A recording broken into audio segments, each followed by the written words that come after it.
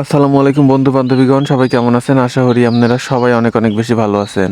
আগের ভিডিওতে তো আপনাকে বোতল ফুডা হইয়া লুডুস বানাইয়া দেখাইছি। আজকের ভিডিওতে আপনাকে এই লুডুস রাইন্দা দেখামু। আগের ভিডিওতেই কইছিলাম এই লুডুসটা কিন্তু বানাইনার পর সেদ্ধ করা লাগবে না, জাস্ট বানাইয়া রানলেই হইবে। এখন প্রথমে এক করের মধ্যে দিয়ে দিছি কত্থানি তেল, এরপর এই তেলের মধ্যে দিয়ে দেবো পেঁয়াজ। তো এই পেঁয়াজগুলো কিন্তু আমি কুচাইয়া নি নাই, মাঝখান দিয়ে এক চেরা দিয়া ফুলের পাপড়ি নাহান পেঁয়াজের খোসাগুলা রেবিল হইয়া ছাড়াইয়া নিছি।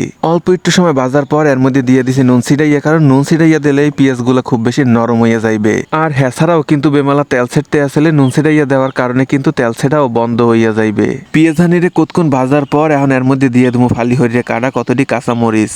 আপনারা যে পরিমাণে ঝাল খাইতে পছন্দ করেন সেই অনুযায়ী এর মধ্যে কাঁচামরিচের পরিমাণটা দেবেন। ভালো মতো লাইটে সাইডে কতক্ষণ পেঁয়াজ আর মরিচ ভাজা নেওয়ার পর এখন এর মধ্যে দিয়ে দিছি 1 কাপ পরিমাণ গাজর কুচি। আর এই গাজরগুলারে কিন্তু এককালে কুচি কুচি হইয়া কুচাইয়া নিতে হইবে, হ্যাঁ না হইলে কিন্তু এই গাজরগুলা সেদ্ধ হইবে না। এখন ভালো মতো লাইটে সাইডে গরম তেলের মধ্যে হালাইয়া পেঁয়াজ আর মরিচের লগে গাজরগুলারেও ভাজা নিতে হইবে। এই যে দেখেন গাজরগুলাও ভাজা নেওয়া হয়ে গেছে। এখন এর মধ্যে দিয়ে দেবো টমেটো কুচি। তো এই টমেটোগুলা কইলো এককালে কুচি কুচি হইয়া কুচাই না যাইবে না, কারণ এই টমেটোগুলো হইলে মোর মনের না এক সের নরম। এই টমেটোগুলো যাতে এককালে উইন্না না যায় সেই জন্য এগুলো কিন্তু একটু পরে দিতে হইবে, প্রথম পর্যায়ে কিন্তু কোনোভাবেই দেওয়ার দরকার নাই। এখন এই সব কিছু একটু লাইটে সাইডে ভাজা নিতে আসি।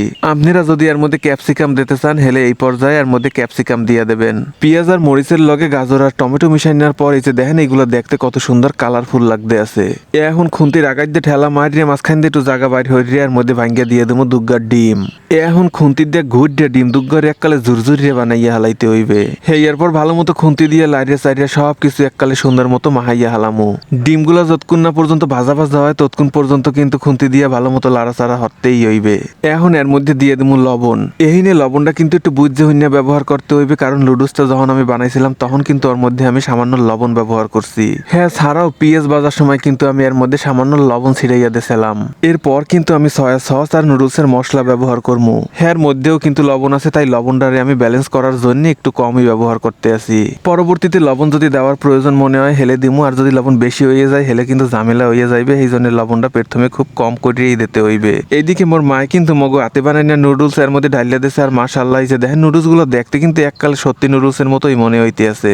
এই নুডলস গুলো কিন্তু বক্সে করিয়ে আমরা একদিন ফ্রিজে রাখিয়া দিয়েছিলাম। এই যে দেখেন তারপরেও নুডলস গুলো কেমন সফট আর ঝরঝরিয়ে আছে।